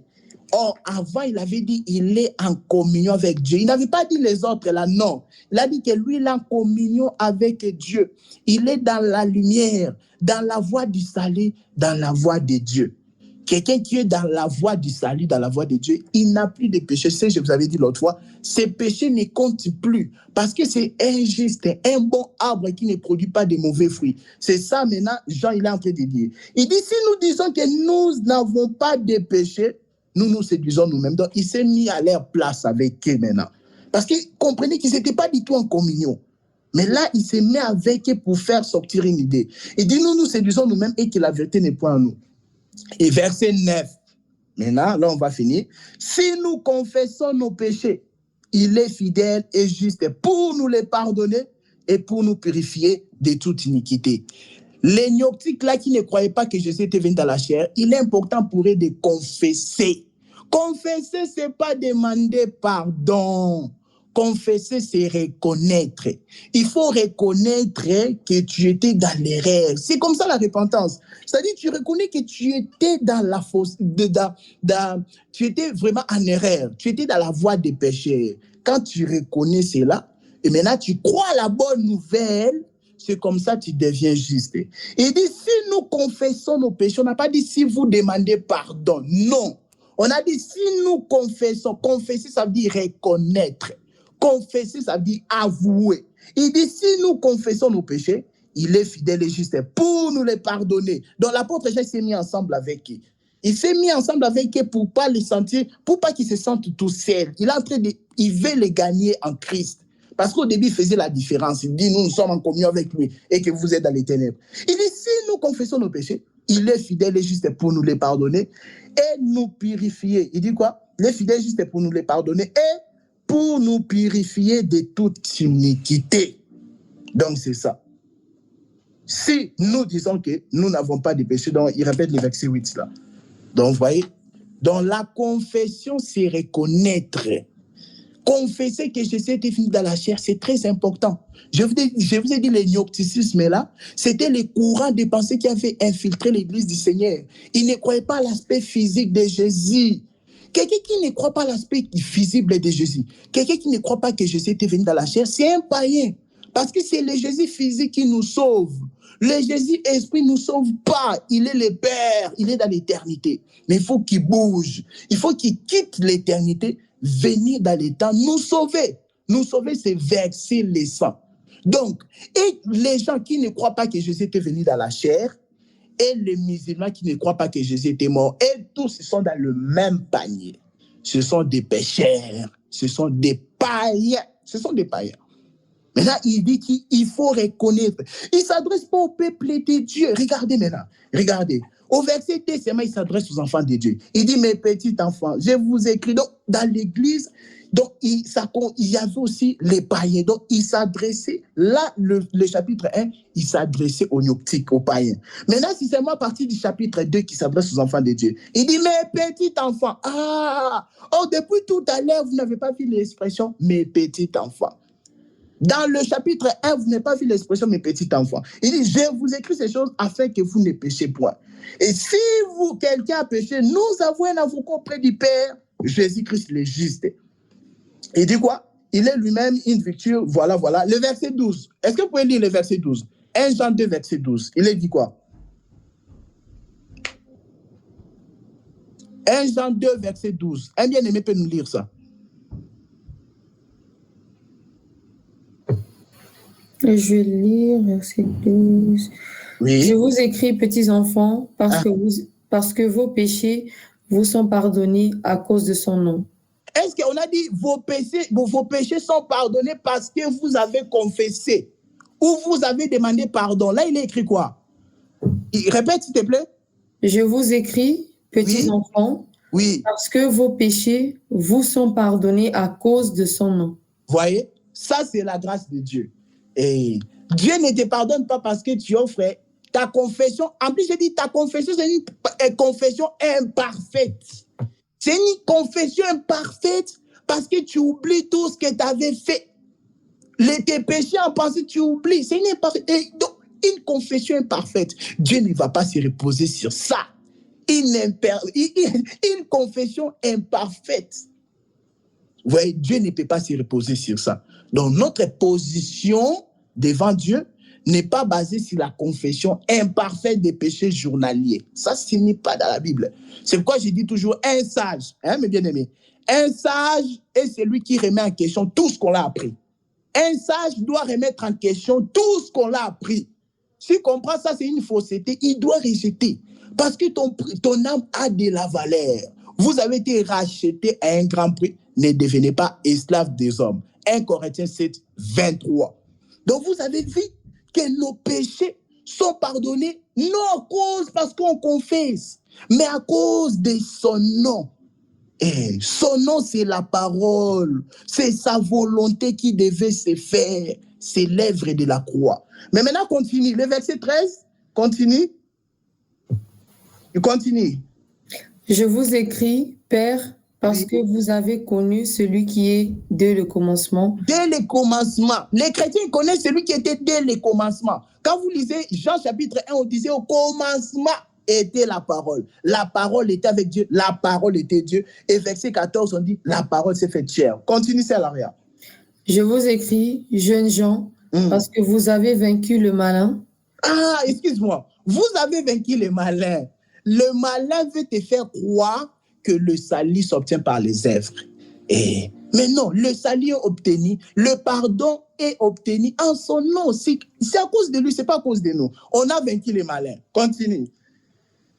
Je vous ai écrit, petits enfants, parce que vous avez connu le Père. Je vous ai écrit, Père, parce que vous avez connu celui qui est dès le commencement. Je vous ai écrit, jeunes gens, parce que vous êtes forts et que la parole de Dieu demeure en vous, que vous avez vaincu le malin. Amen. Parole du Seigneur. Voilà, mes bien-aimés. Donc, ça y est, l'étude approfondie sur 1 Jean. 1 Jean, c'était ça. Vous voyez? Donc, ne pas confondre, la Bible est claire. Il n'est pas question de demander pardon pour être, de demander pardon pour être pardonné. On dit qu'il faut confesser, on ne s'adressait pas aux enfants de Dieu. On s'adresse aux enfants de Dieu à partir du chapitre 2. Mais là, c'était des gens qui ne croyaient pas que Jésus était venu dans la chair. Et ils ont encore le péché. Quelqu'un qui ne croit pas que Jésus était venu dans la chair, il a encore le péché en lui parce que c'est le Jésus physique qui pardonne. C'est là satanique là où il y a les saluts. Je ne suis pas là-bas. Voilà, bon. En tout cas, est-ce qu'il y a des questions? Vraiment, désolé pour le débordement. Est-ce qu'il y a des questions? Frère Manuel. Oui, on atterrit.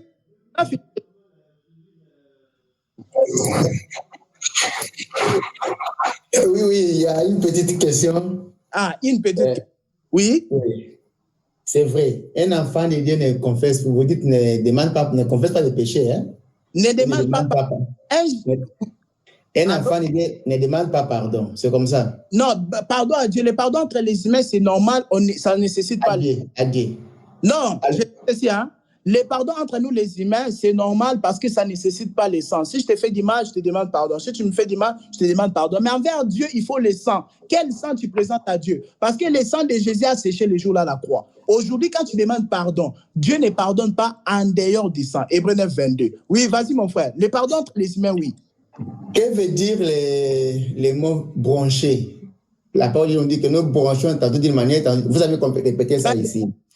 Tantôt d'une manière, tantôt d'une autre. Brancher et péché. Quelle est la différence entre les deux mots? Très bien. En fait, c'est Jacques chapitre 3, verset 2 normalement. L'apôtre Jean il dit que nous branchons de plusieurs manières. Brancher, ça veut dire trébucher. Vous voyez? Brancher, c'est-à-dire trébucher. Donc, c'est-à-dire que, frère, vraiment, tu peux l'appeler péché, il n'y a pas de problème. Tu peux l'appeler péché, ce n'est pas des soucis. Mais le problème, c'est que nos péchés, sur mon compte, je n'ai pas de péché devant Dieu. Je n'ai aucun péché. Et c'est ça la folie de la prédication. Parce que mes péchés ont été tombés sur Jésus. Ésaïe 53, verset 6. L'iniquité de nous tous. Moi, je n'étais pas encore né. Mais Dieu savait tous mes péchés. Il a fait retomber ça sur Jésus. Sur mon compte, je n'ai plus de péché. Je peux faire de mauvaises actions aujourd'hui. Je peux trébucher. C'est ça, brancher. Brancher, ça dit trébucher. Comme en Lingala, on dit... Trébucher, là, vous parlez de trébucher, cela veut dire quoi? Non, trébucher, quel exemple? Brancher. En Lingala, on dit qu'on fait taliba. Trébucher. Maintenant, je voulais maintenant faire la corrélation entre brancher, trébucher et les péchés. Oui, c'est ce que je suis en train de t'expliquer. Brancher, ça veut dire trébucher. En ingala, on dit kobe talibaku. Ah, ce n'est pas un péché. Non, c'est ce que je suis en train de te dire. C'est un péché. Mais devant Dieu, c'est là. Frère, ça, je me rappelle l'air. Mais dans l'action de brancher est un péché. Regarde, oui, le problème, c'est quoi? C'est là devant Dieu. Le problème, c'est quoi? Il faut identifier la personne. La personne est juste ou païen. S'il est païen, tout ce qu'il fait, c'est péché, même s'il fait du bien. Oui, voilà. Maintenant, quand il est juste, Dieu ne compte plus ses péchés. Il peut faire des péchés. Attéger, c'est un péché, mais Dieu ne compte plus ses péchés parce que Dieu, il a mis les lunettes du sang de Jésus. Quand il regarde comme ça, il voit Jésus à la croix. Donc, c'est-à-dire qu'il n'a aucun péché. C'est ça, Paul dit, la folie de la prédication. Donc, la prédication contient une folie. Quand tu avais prêché l'évangile et que tu avais compris que ce n'était pas une folie, c'est que ce n'était pas l'évangile. L'évangile doit bouleverser. Donc, tu dois ressentir une folie dans l'évangile. C'est ça, mon frère. Donc, on peut commettre les péchés, mais Dieu ne considère pas étant les péchés parce que tous nos péchés ont été déjà retombés sur Jésus. Ça va, mon frère? Il y a une question. C'est ça, les bien-aimés sont des questions. Frère Serge, on va close. Ici, à l'arrière, tu as une question? Ok. Ça va, ça a été clair. Jean. C'était clair, c'est vrai. Ce n'est pas adressé aux enfants de Dieu, c'est pour les païens. Ça, c'est vrai. Mais maintenant, mon problème est toujours avec les mots branchés et péché. Parce que là, il n'y a pas de clair. Puisque, un péché, un païen pêche toujours, un païen ne pêche pas. Il demeure dans les péchés. Oui, bon, il pêche aussi, on peut dire il pêche aussi. Péché, c'est quoi? Oui. Transgresser la loi de Dieu. Oui, je comprends. Alors, un païen qui ne connaît pas Dieu, comment il va pécher? Mais attention, Romains chapitre 2, verset 14, on dit la loi de Dieu est inscrite aussi dans son cœur. En réalité, un païen, quand il commet du mal, il sait. Tu es d'accord, tu as des amis même païens. Mais ils savent que, là, vraiment, j'ai mal agi. La Bible dit dans Romains 2, verset 14 à 15, que la loi de Dieu est inscrite même dans leur cœur. Tu vois bien qu'ils ne sont pas encore enseignés, mais il y a quand même la loi de Dieu, même inconsciemment. Un païen, il sait. Quand il fait du mal, arrêtez un païen, il sait. Mais il ne vient pas chaque dimanche à l'église. Mais il sait quand même, tu vois. Donc, pour dire quoi? Si la Bible dit que les enfants de Dieu ne pêchent pas, et que nous aussi, on veut dire que les païens ne pêchent pas, maintenant, qui pêchent? Les extraterrestres. Et en même temps, quoi? Tu vois, hein? Quand vous dites un enfant ne pêche pas, c'est pour ça que je vous ai posé la question. Quand nous voyons des mauvaises actions aux enfants de Dieu, oui, un enfant de Dieu, quand on parle de broncher, ça veut dire que c'est un péché. Oui, c'est un péché, mais regarde, c'est un péché, mais ça change. Pour un enfant de Dieu, Dieu ne compte pas.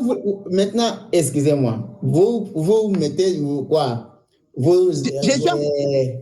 Entre pécheur et juste, tu vois. C'est qu'un juste, quand il pêche, Dieu ne considère pas ça comme un péché parce que les péchés, tous les péchés présents, passés, futurs ont été retombés sur Jésus. C'est ça la différence. Tu vois, toi, tu peux voir qu'il a péché. Mais c'est vrai qu'il faut l'aider avec l'enseignement parce que Tite chapitre 2, verset 1. Ok.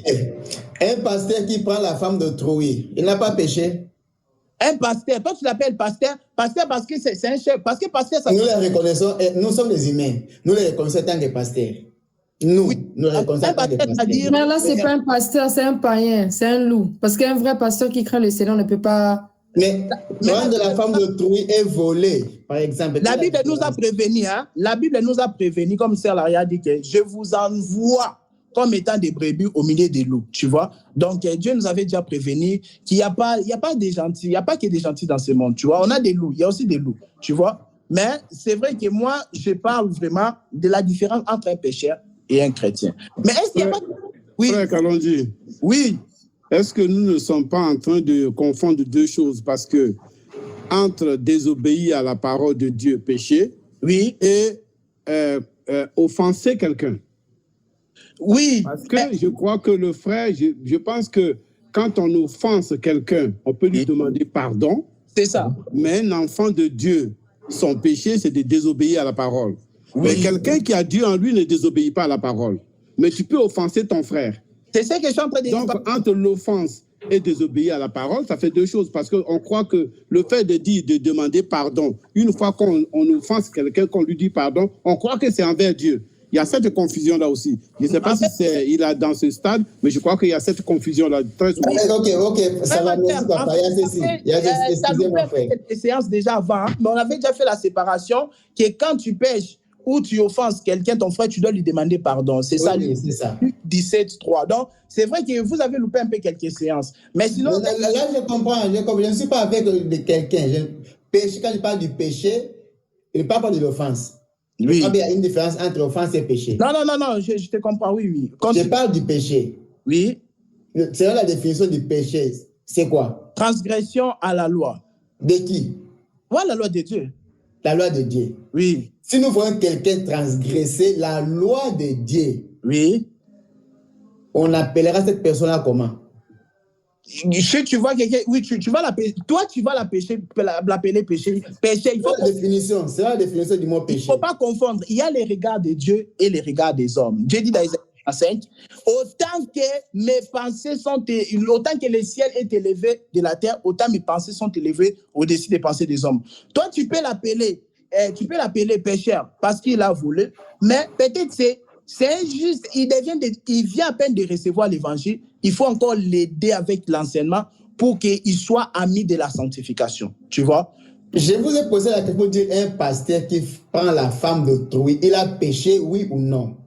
Bon, en tout cas, moi, je ne peux pas répondre à la place de ces pasteurs-là. Pourquoi mais regarde, vous parlez de pardon, du vol. On ne parle pas du le vol, c'est un péché. Oui, mais regarde. L'adultère aussi, c'est un péché. Oui. Alors, par rapport à l'adultère, oui. Pourquoi est-ce qu'un pasteur qui a commis l'adultère, on doit répandre et l'enseigner encore, et rester au milieu de nous? Ce n'est pas un problème. Oui. Alors, pourquoi nous les chassons? Ou bien nous avons des regards contraires par rapport à ces pasteurs-là? Parce qu'ils sont, premièrement, ils sont des chrétiens. Oui. Ils sont des, soi-disant, chrétiens. Alors, ça veut dire qu'il a bronché. Oui, bon, en tout cas, ce n'est pas un problème. Frère Kalonji. Il y a une chose ici. Hein. C'est ça le problème. Frère Roland. Oui. Il vient de dire un mot qu'il a employé. Il a dit soi-disant.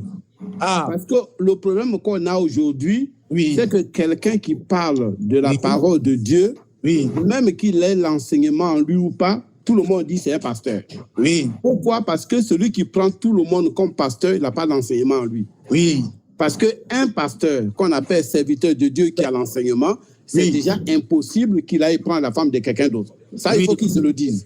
Oui. Donc, celui qui prend la femme de quelqu'un, ne l'appelez pas pasteur, comme l'a dit la jeune fille tout à l'heure, Larissa. Celui-là, c'est un païen. Il ne faut pas confondre toutes les choses. Alors, un chrétien qui vole, il est comment? C'est pas un chrétien. Un voleur n'est pas un chrétien, c'est un païen. Ok. Tous les gens que nous voyons voler, tous ceux que nous voyons commettre des péchés ne sont pas des chrétiens. Ce sont des païens. Ce sont des païens. Écoute, frère Manuel. Si toi, tu as l'enseignement en toi, combien de fois tu vas chercher la femme d'autrui et combien de fois tu vas voler? Frère Manuel, il y en a d'autres, attention. Il y en a d'autres, ils viennent rencontrer l'évangile. Écoute bien, mais il n'est pas encore affermi bien. Tu vois, il a eu faim. Et tu vois, il est tenté maintenant dans les magasins, il n'a pas l'argent, il pique. On n'est pas en train d'encourager cela. Mais quelqu'un comme ça, il faut l'enseigner, tu vois. Il faut l'enseigner. Quelqu'un qui vient à peine de recevoir l'évangile, il faut l'enseigner. Et en plus, quand il a enseigné, il peut comprendre que je ne suis pas obligé de voler. Je peux demander, tu vois. Mais le problème, encore, moi, je dis, il faut faire la différence entre un païen, un pécheur et un juste. Et mentir, ce n'est pas un péché. Oui, mais tu sais, il y a même des qui mentent. Mais regarde. Mentir, c'est un péché. Quand nous voyons quelqu'un mentir, ça veut dire qu'il a commis un péché. Oui. Pas envers moi, c'est envers Dieu. Oui, mais Emmanuel, si on continue comme ça, on ne va jamais finir, en fait. Le Seigneur connaît qui est son enfant, il sait qui n'est pas son enfant. Même les gens qui pensent savoir. Maintenant, entre nous, comment nous appelons des frères, des chrétiens? Pourquoi nous disons que nous sommes des chrétiens? Regarde. Frère Roland, il faut comprendre. Étant que Dieu. Alors, on a deux yeux. On a les yeux des dieux et les yeux des hommes. C'est ce que les frères Manuel n'arrivent pas à me capter depuis. On a deux yeux, on a les yeux des dieux et les yeux des hommes. Si Dieu déclare quelqu'un juste, même s'il pêche, qui sommes-nous de venir dire que c'est un pécheur? Quand Dieu dit Amen. Mais c'est ce que la Bible nous dit, frère. C'est ça, papa. Un pasteur, même si un pasteur qui prend la femme d'autrui, qui est tombé, il a péché, oui. Mais si Dieu lui déclare juste, c'est injuste. Il est un frère que nous. il est juste. Mais un enfant de Dieu, apparemment, nous disons. Attends, je pense que nous n'avons pas le droit de dire quelqu'un est juste ou injuste. C'est Dieu qui connaît, en fait. Alors, pourquoi jugeons-nous qu'on voit quelqu'un commettre des péchés? Non, la Bible, mais Paul dit dans 1 Corinthiens chapitre 5, Paul nous dit dans 1 Corinthiens chapitre 5, dit que si quelqu'un qui se dit frère, mais qui demeure dans les péchés, qui demeure dans l'adultère, le mensonge, le vol, on doit s'écarter de cet frère. Mais s'il tombe et qu'il reconnaît ses péchés, on dit que c'est notre frère. Oui, mais regarde, les frères Emmanuel, dans les actions. Oui, excuse-moi, pas être Frère Emmanuel, excuse-moi. Demeurer dans les péchés, là, c'est mauvais. Oui, mais frère Emmanuel, excuse-moi. Tu vois, le problème, c'est quoi? Toi, tu es en train de lister une liste des choses à faire et à ne pas faire. Le christianisme n'est pas résumé sur une liste des choses à faire et à ne pas faire. Regarde, il y a une confusion, en fait. Regarde, c'est lui qui va voler dans les magasins. Et c'est lui et un frère qui convoite la femme d'autrui, part aussi à l'église. Est-ce que tu sais que les deux ils ont péché ou pas? C'est lui qui ont péché. Hein? Ils ont péché les deux. Oui. C'est ça. Mais c'est injuste, en fait. Comme le frère Tristan t'a dit, c'est injuste. Il y a les regards de Dieu. Dieu a déclaré, il a dit à Pierre, ne considère pas impur ce que moi j'ai dit pur. Parce que Pierre voulait faire cette chose-là. Il ne voulait pas aller prêcher Corneille, c'est des impurs, des nations, des étrangers. Dieu, il a dit, c'est que moi j'ai déclaré pur, toi, Simon Pierre, tu n'as pas droit de considérer ça impur. Est-ce que ça va quand même, frère Manuel? Ça va? Non, ça ne va pas. On reviendra prochainement les fois. Ok. Je viens de voler. Oui. Je viens de transgresser la loi de Dieu. Oui. J'ai volé. Est-ce que je suis pur devant Dieu? Si tu es pur devant Dieu. Mais tu es pécheur ou juste? C'est ça le problème. Est-ce que tu es mais d'abord, pécher, commettre les péchés. C'est l'action de commettre les péchés. Non, tu n'es pas pécheur parce que tu commets les péchés. Tu es pécheur parce que tu n'as pas encore reçu la bonne nouvelle. Ça va, la bonne nouvelle du pardon du péché. C'est ça la différence aussi. Tu es pécheur non pas parce que tu commets des mauvaises actions. Tu es pécheur parce que tu es ici dans le premier. Tu vois? Et tu es juste non pas parce que tu pratiques d'abord les bonnes œuvres. Tu es juste parce que tu as simplement cru en Dieu comme Abraham. Bon, tu as loupé quelques séances, mon frère Emmanuel. Il faut que tu rattrapes ça. Selon moi, vraiment... Bon. Bientôt, il est pécheur. Hein? Ce n'est pas à cause de moi, mes frères. C'est frère Emmanuel. Oui, par rapport au péché, vraiment, je vois comme même les pasteurs, vraiment, là, ils ne sont pas clairs.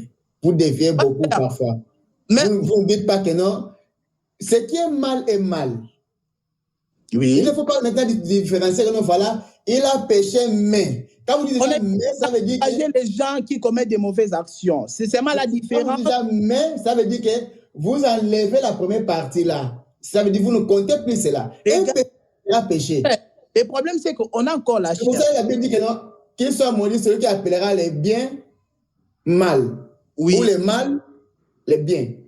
Mais regarde. Donc, le mal restera mal. Non, mais regarde. Alors, quand vous dites que non, nous ne pouvons pas, c'est Dieu qui nous regarde avec son œil d'amour. Ok, Dieu qui nous regarde. Alors, par rapport à nous autres ici, je peux commettre des péchés, toi ne me juge pas, c'est Dieu qui me regarde, qui va me juger. Non, on n'est pas en train d'encourager les péchés, mon frère. On est en train de mettre l'accent sur la justice de Dieu. On est en train de faire la différence entre un pécheur et un juste. Quand quelqu'un commet des mauvaises actions, ce n'est pas comme ça on reconnaît que c'est un pécheur d'abord. Non. C'est pas aussi on ne peut pas se reconnaître comme qu'il est juste. Puisque quelqu'un qui se dit juste, on doit voir les fruits. On doit voir les fruits après. Mais Abraham, Dieu l'a déclaré d'abord juste. Et tu dois l'appeler juste. Il n'avait encore rien commis. C'est ça le problème. Abraham, dans Romains 4, Dieu l'a déclaré juste parce qu'il a juste cru en Dieu. Il n'a pas fait encore de bonnes œuvres. Maintenant, frère Emmanuel va dire non, moi je le considère encore païen jusqu'à ce qu'il commette de bonnes œuvres. Abraham, à l'époque là, n'avait pas la loi de Dieu. Il n'avait pas la loi de Dieu. Il n'avait pas la loi de Dieu. Quelle loi de Dieu? Quand Dieu a reconnu Abraham juste, la loi n'existait pas. Quand il est venu la loi est venue avec Moïse. Non, attention, la loi comme sacerdoce est venue avec Moïse, mais la loi a commencé depuis le jardin d'Éden. D'accord? Ok. Ça veut dire le fait de regarder une personne comme juste. Oui.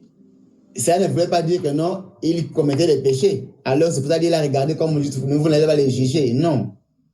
Non, parce que Dieu sait, selon la loi, personne ne sera sauvé, mon frère, tu vois. Selon la loi, la Bible dit que s'il était possible que la perfection puisse venir avec la première alliance, il n'y aurait pas eu question de la nouvelle alliance, tu vois. L'ancienne alliance qui est la loi n'a pas mené la perfection, mon frère. C'est pourquoi Dieu a ramené la nouvelle alliance qui est basée sur la grâce. Mais on continuera encore avec les questions du frère Emmanuel prochainement. Ça va, frère Emmanuel? Mais ça, on va continuer encore. Je sais que le cerveau est contre l'évangile de la grâce. Je sais que le cerveau combat beaucoup l'évangile sur le pardon du péché. Parce que l'homme est habitué au mérite. Tu vois, Abraham, Dieu l'a déclaré juste. Maintenant, toi, tu as dit qu'Abraham, non, demande pardon à Dieu pour tout ça. Je vous ai dit, Adam, je vous ai demandé, je vous ai dit, qui peut me ramener l'écriture où Adam demandait pardon à Dieu?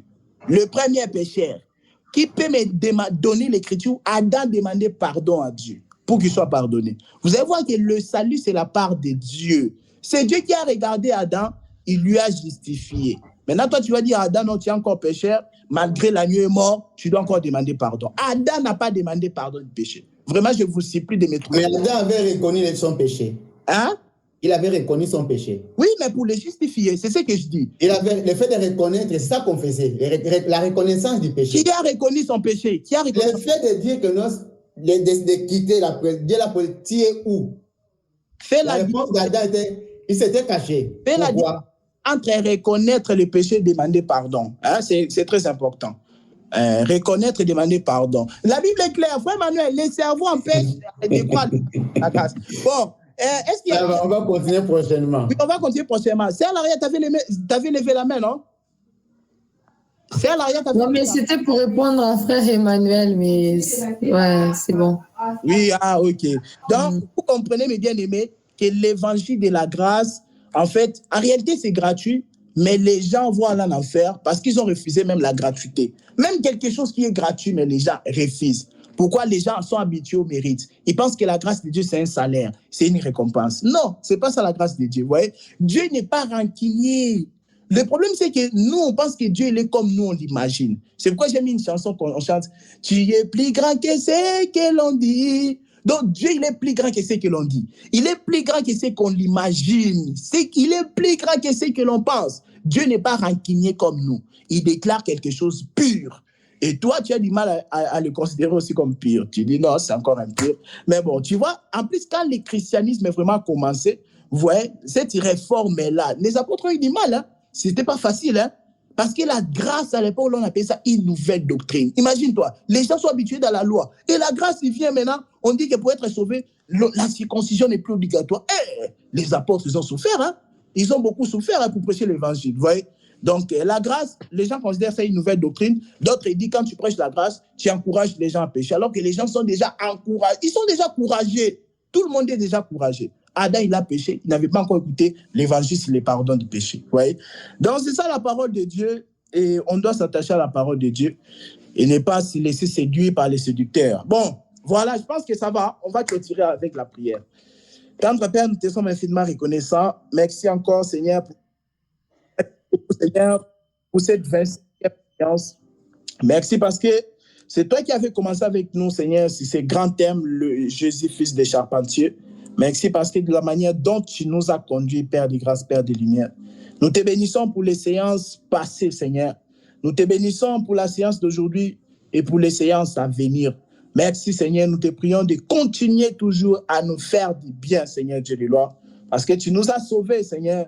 Mais tu nous donnes encore la nourriture pour nous fortifier le cœur, Seigneur, afin que, Seigneur, nous puissions bien faire notre voyage et arriver à notre destination. Merci parce qu'en dehors de toi, il n'y a point d'autre sauveur. Merci pour le sang versé à la croix, Seigneur Dieu de gloire. Merci pour cette grande intercession qui a suscité, Seigneur Dieu de gloire, qui a nécessité, Seigneur Dieu de gloire, Seigneur, le sang, Seigneur Dieu de gloire. Nous te bénissons pour l'œuvre parfaite de la croix. Tu as dit, tout est accompli, Seigneur. Tu as tout accompli. Et nous, on n'a plus rien ajouté dans ton œuvre parfaite. Que toute la gloire te revienne, Seigneur, et aide-nous à vivre dans la foi, selon que tu as dit. Mon juste vivra par la foi. S'il se retire, je ne prends point plaisir en lui. Merci. Aide-nous à vivre dans la foi, Seigneur Dieu de gloire, parce que tu as dit ta parole, Seigneur. Tu as dit ta parole, ma parole est vie, Seigneur Dieu de gloire. Tu as dit que les paroles que je vous ai dites sont esprit et vie, Seigneur Dieu de gloire. Ta parole est spirituelle. Aide-nous aussi à les vivre, Seigneur Dieu de gloire. Aide-nous, Seigneur, à éclairer parce que tu nous as montré que celui qui a le salut, en réalité, c'est la lumière. Aide-nous à ne pas garder cette parole pour nous-mêmes, à les partager aussi, Seigneur Dieu de gloire, tout autour des gens qui nous fréquentent. Bénis, Seigneur Dieu de gloire, encore la journée du demain. Bénis la semaine prochaine, Seigneur. Bénis la semaine prochaine, nos séances à venir entre tes saintes mains. Garde mon frère, garde ma sœur, Seigneur Dieu de gloire. Bénis aussi ceux qui n'étaient pas connectés, afin qu'ils puissent se connecter prochainement. En ton nom, nous avons ainsi que nous disons gloire et louange à toi, Seigneur Jésus. Gloire et louange à toi, Seigneur. Allez, Dieu vous bénisse. Bonne semaine.